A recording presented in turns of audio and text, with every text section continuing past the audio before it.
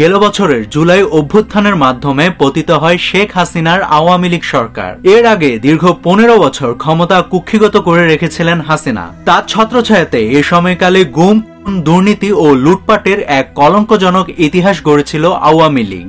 গণমানুষের আন্দোলনের মুখে 5ই আগস্ট দেশ থেকে পালাতে হয়েছিল হাসিনা ও তার সরকারের শীর্ষস্থানীয় নেতাদের। সে পতনের প্রায় 1 বছর পরে এসে শাস্তির মুখোমুখি হতে হচ্ছে হাসিনাকে। সাবেক এই প্রধানমন্ত্রীকে 6 মাসের কারাদণ্ড দিয়েছে আদালত। আদালত অবমাননার মামলায় ক্ষমতাচ্যুত হাসিনাকে 6 মাসের বিনাশ্রম কারাদণ্ড দিয়েছেন আন্তর্জাতিক অপরাধ ট্রাইব্যুনাল। বিচারপতি মোহাম্মদ গোলাম মর্তুজা মজুমদারের নেতৃত্বে 3 সদস্যের ট্রাইব্যুনাল আজ এই আদেশ দেন। ট্রাইব্যুনালের বাকি 2 সদস্য হলেন বিচারপতি মোহাম্মদ শফিউল আলম মাহমুদ ও বিচারপতি মোহাম্মদ মহিতুল হক এনাম চৌধুরী। এ মামলার অপর আসামি গাইবান্ধার গোবিন্দগঞ্জের শাকিল আকন্দ বুলবুলকেও 2 মাসের বিনাশ্রম কারাদণ্ড দিয়েছেন ট্রাইব্যুনাল। সাংবাদিকদের এসব তথ্য নিশ্চিত করেছেন চিফ প্রসিকিউটর মোহাম্মদ তাজুল ইসলাম। ছাত্র জনতার গণ অভ্যুত্থানের মুখে গত বছরের 5ই আগস্ট আওয়ামী লীগ সরকারের পতন হয়। ক্ষমতাচ্যুত হওয়ার পর এই প্রথম কোনো মামলায় শেখ হাসিনার কারাদণ্ড হলো।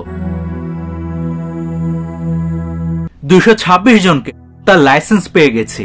অনলাইনে ছড়িয়ে পড়া এমন এক অডিওর বক্তব্য শেখ হাসিনার উল্লেখ করে আদালত অবমাননার অভিযোগ আনে প্রসিকিউটর। 19 জুন এই মামলায় সুপ্রিম কোর্টের জ্যেষ্ঠ আইনজীবী AY মুশিউজ্জামানকে আদালতের আইনি সহায়তাকারী হিসেবে নিয়োগ দেন ট্রাইব্যুনাল। মামলার পরবর্তী শুনানি ধার্য করা হয় 25 জুন। মামলার প্রস্তুতি নিতে সহায়তাকারী মুশিউজ্জামানের আবেদনের পরিপ্রেক্ষিতে তাকে 1 সপ্তাহ সময় দেন ট্রাইব্যুনাল। সেদিনই এই মামলার পরবর্তী শুনানির তারিখ ধার্য করা হয় 2 জুলাই। আজ এই মামলায় 2 আসামিকে কারাদণ্ড দিয়ে রায় দিলেন ট্রাইব্যুনাল।